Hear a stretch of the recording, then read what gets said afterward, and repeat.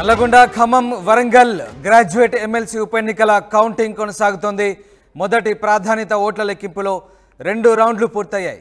Congress 70,785, BRS 56,114, BJP 24,239 ఓట్లు సాధించాయి. 2 రౌండ్లు పూర్తయ్యేసరికి 14,671 ఆధిక్యంలో కాంగ్రెస్ అభ్యర్థి ఉన్నారు. ఇక రెండో స్థానంలో బీఆర్ఎస్ అభ్యర్థి రాకేష్ రెడ్డి ఉన్నారు. తీన్మార్ మల్లన్నకు మొదటి రౌండ్లో 7,670 లీడ్ వచ్చింది. రెండో రౌండ్లో 7,001 ఓట్ల ఆధిక్యం ఉన్నట్టుగా తెలుస్తోంది. రెండో ప్రాధాన్యత ఓట్లతోనే ఫలితం తేలబోతోంది. రెండో ప్రాధాన్యత ఓట్లపైనే బీఆర్ఎస్ ఆశలు పెట్టుకుంది. మొత్తం మీద ఎమ్మెల్సీ గ్రాడ్యుయేట్ ఎమ్మెల్సీ ఉప ఎన్నికల ఫలితం తుది దశకు చేరుకోబోతుంది. మరికొద్దిసేపట్లోనే ఈ ఫలితం తేలబోతోంది. రెండో ప్రాధాన్యత ఓట్లతోనే ఫలితం తేలబోతుంది. ఇప్పటి వరకు కాంగ్రెస్ అభ్యర్థికే ఆధిక్యంలో ఉన్నట్టుగా తెలుస్తుంది. ఎస్, మా ప్రతినిధి రమేష్ జాయిన్ అవుతున్నారు. రమేష్, ఎమ్మెల్సీ ఉప ఎన్నికకు సంబంధించిన కౌంటింగ్ ఎలా సాగుతోంది? పూర్తి స్థాయి ఫలితం ఎప్పట్లోగా స్పష్టత వచ్చే అవకాశం ఉంది? రైట్, ఇప్పుడు మూడవ రౌండ్ కూడా పూర్తయింది. మూడవ రౌండ్ కూడా లెక్కించడం జరిగింది. మూడవ రౌండ్ లో కాంగ్రెస్ అభ్యర్థి ఒక 3,000 మెజార్టీ కూడా ఉండడం జరిగింది. గతంలో మనం చూడడం జరిగింది 14,000 ప్లస్ ఇది 3,000. అయితే మొదటి రౌండ్ లో 7,000, ఆ తర్వాత 1,000 అయినప్పుడు కూడా ఇప్పుడు స్వల్ప మెజార్టీ అని చెప్పవచ్చు. మొత్తం కూడా 17,000 ఓట్లతో కూడా కాంగ్రెస్ అభ్యర్థి ముందంజలో ఉన్నటువంటి పరిస్థితి. ఇంకా మిగతా 40,000 ఓట్లు కూడా తెప్పిస్తున్నాయి. దీన్ని బట్టి చూస్తే మొదటి ప్రాధాన్యత ఓట్లు పూర్తిగా లెక్కించడం పూర్తయిందని చెప్పవచ్చు. మొదటి ప్రాధాన్యత ఓట్లలో ఎవరు కూడా విజేతలుగా తేలలేరు. ఖచ్చితంగా రెండో ప్రాధాన్యత ఓట్లు లెక్కిస్తేనే విజేత ప్రకటించే అవకాశం కనపడుతుంది. ఎవరికి కూడా మొదటి ప్రాధాన్యత ఓట్లలో గెలవలేదని చెప్పవచ్చు. మొత్తం మీద అటు కాంగ్రెస్ పార్టీ అభ్యర్థి కానీ బీఆర్ఎస్ అభ్యర్థి కానీ మొదటి ప్రాధాన్యతలో ఎవరికి కూడా తేలలేదు. కానీ ఇప్పుడు ఉన్నటువంటి అంశం చూసినట్లయితే మొదటి 2 రౌండ్లలో కూడా 14,000 ఉన్నటువంటి తీన్మార్ మల్లన్నకి మూడవ రౌండ్ లో స్వల్ప ఆధిక్యత వచ్చిందని చెప్పవచ్చు. మొత్తం ఓవరాల్ గా చూస్తే 17,000, మరొక 50,000 ఓట్ల లెక్కింపులో కూడా అందులో ఏది చూసుకున్నా తీన్మార్ మల్లన్నకి అదేవిధంగా బీఆర్ఎస్ అభ్యర్థికి ఒక 20,000 తేడా కనిపిస్తుంది. ఇప్పుడు 20,000 తేడాపై పెద్ద ఆశలు ఉన్నాయి. అటు కాంగ్రెస్ అభ్యర్థి గెలుపొందుతారా లేకపోతే బీఆర్ఎస్ అభ్యర్థి గెలుపొందుతారా చూడాలంటే ఖచ్చితంగా ఎలిమినేషన్ ప్రక్రియ ప్రారంభమవుతుంది. ఎలిమినేషన్ ప్రక్రియలో కూడా మొత్తం లిస్టు నుంచి కూడా తక్కువ ఓట్లు ఎవరికి వస్తాయో వారిని పరిగణలోకి తీసుకుంటారు. అందులోనే భాగంగా ఎక్కువగా చూసినట్లయితే ఆ ఎలిమినేషన్ రౌండ్ లో మొదటగా అశోక్, ఎవరైతే ఇండిపెండెంట్ అభ్యర్థి ఉన్నారో అశోక్ ఓట్లు, ఆ తర్వాత బీజేపీ అభ్యర్థి ప్రేమేందర్ రెడ్డి ఓట్లని లెక్కించాల్సి ఉంది. ఈ బీజేపీకి వచ్చిన ఓట్లు అదేవిధంగా అశోక్ వచ్చిన ఓట్లు మిగతా ఇండిపెండెంట్ లో మొత్తం కలిపితే కూడా 70,000 ఓట్లు ఉన్నాయి. ఆ 70,000 ఓట్లలో కూడా ఫలితం తేలే అవకాశం కనపడుతుంది. బీజేపీ అభ్యర్థికి అదేవిధంగా అశోక్ పడినటువంటి 70,000 ఓట్లలో రెండో ప్రాధాన్యత ఎవరికి పడడం జరిగింది. ఆ రెండో ప్రాధాన్యతలో మల్లన్నకు వచ్చే ఓట్లని అదేవిధంగా ఇక్కడ రాకేష్ రెడ్డికి వచ్చే ఓట్లని అంతా కూడా ఒక ఉత్కంఠ అని చెప్పవచ్చు. అదేవిధంగా ప్రధానంగా చూసినట్లయితే మొత్తం దాదాపు అంతా కూడా మొదటి ప్రాధాన్యతలే గెలుపొంది తీరుతామని అటు బీఆర్ఎస్ కానీ కాంగ్రెస్ కానీ భావించింది. కానీ పరిస్థితులు అనుగుణంగా మొత్తం మీద ఓవరాల్ గా మనం చూసినా కానీ ఇప్పటికే ఫలితాలంతా కూడా పూర్తయినా కానీ మొదటి ప్రాధాన్యతలో ఎవరు కూడా విజేతలుగా నిలవలేరు. ఖచ్చితంగా రెండో ప్రాధాన్యతకు వెళ్లాల్సి ఉంటుంది. కాబట్టి రెండో ప్రాధాన్యత అనేది 3 గంటల సమయం తర్వాత కూడా ఆ ప్రక్రియ ప్రారంభమవుతుంది.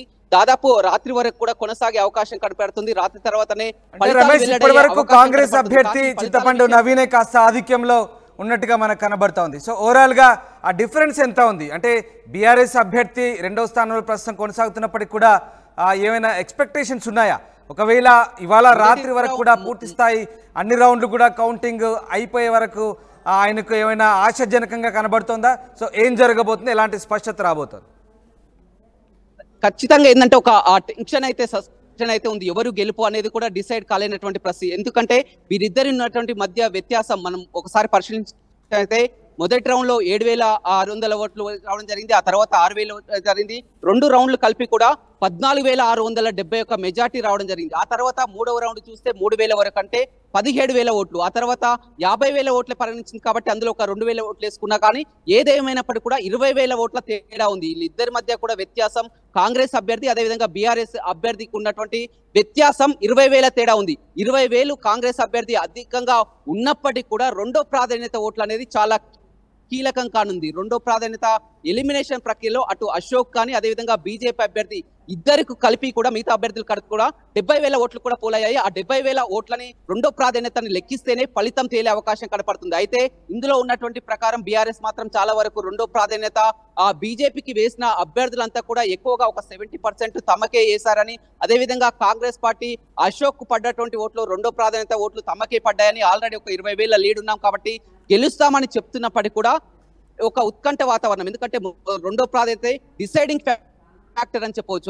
మొదటి ప్రాధాన్యత గెలుస్తామని చెప్పినప్పుడు కూడా ఇప్పుడు రెండో ప్రాధాన్యత వచ్చింది కాబట్టి బీజేపీలో ఆ రెండో ప్రాధాన్యత ఓట్లు ఎవరికి ఎక్కువ పడ్డాయి. అదేవిధంగా అశోక్ పడినటువంటి ఆ 30,000 ఓట్లలో కూడా రెండో ప్రాధాన్యత ఓట్లు ఎక్కువ పడ్డాయి. మొత్తం ఇప్పుడు అంతా కూడా ఇదే సస్పెన్స్ అని చెప్పవచ్చు. ఈ ఫలితాలు రావాలంటే మొదటి ప్రాధాన్యత సాయంత్రం 3 గంటల వరకే ఫలితాలు వెల్లడయ్యే అవకాశం ఉండేది, కానీ ఆ రిజల్ట్ రాలేదు కాబట్టి మొదటి ప్రాధాన్యతలో ఎవరు విజేతలుగా తేలలేదు కాబట్టి ఎలిమినేషన్ ప్రక్రియ ప్రారంభించాల్సి ఉంటుంది. ఆ ఎలిమినేషన్ ప్రక్రియ సాయంత్రం నుంచి మొదలు కానుంది.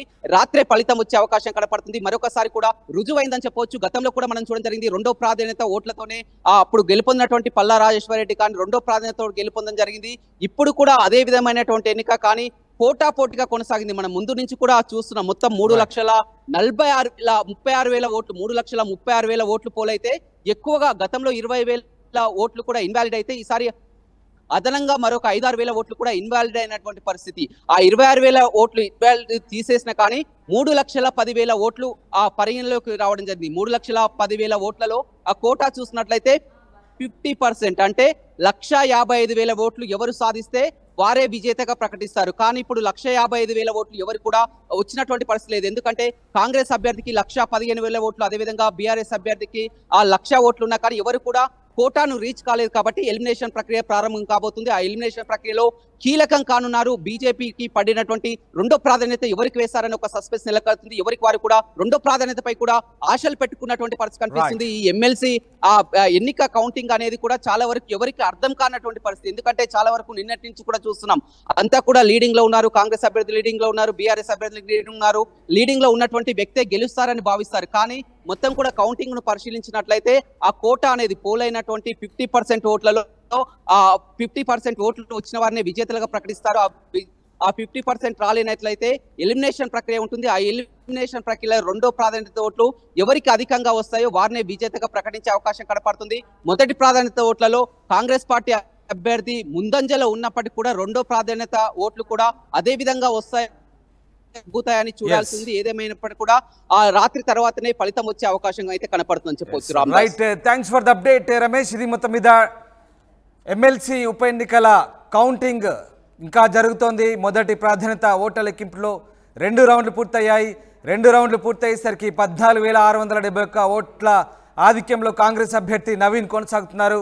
రెండో స్థానంలో బీఆర్ఎస్ అభ్యర్థి రాకేష్ ఉన్నారు. మొత్తం మీద మొదటి ప్రాధాన్యత ఓట్లలో ఎవరికి స్పష్టత రాకపోవడంతో రెండో ప్రాధాన్యత ఓట్లే కీలకం కాబోతున్నాయి. ఈ ఓట్లతోనే ఫలితం తేలబోతుంది. దీనికి సంబంధించి ఏం జరగబోతుందనే ఉత్కంఠ నెలకొంది. ఇవాళ రాత్రికల్లా దీనికి సంబంధించిన స్పష్టత ఉండబోతుంది. ఇక ఈ రెండో ప్రాధాన్యత ఓట్లు కూడా ఎలిమినేషన్ ప్రక్రియ కూడా ఉండబోతుంది కాబట్టి అత్యంత కీలకంగా మారబోతుంది. సాంకేతికంగా చాలా క్లిష్టమైన అంశాలు ఉండడంతో ఇంకా ఈ ఫలితం చాలా కన్ఫ్యూజన్గానే కొనసాగుతోంది.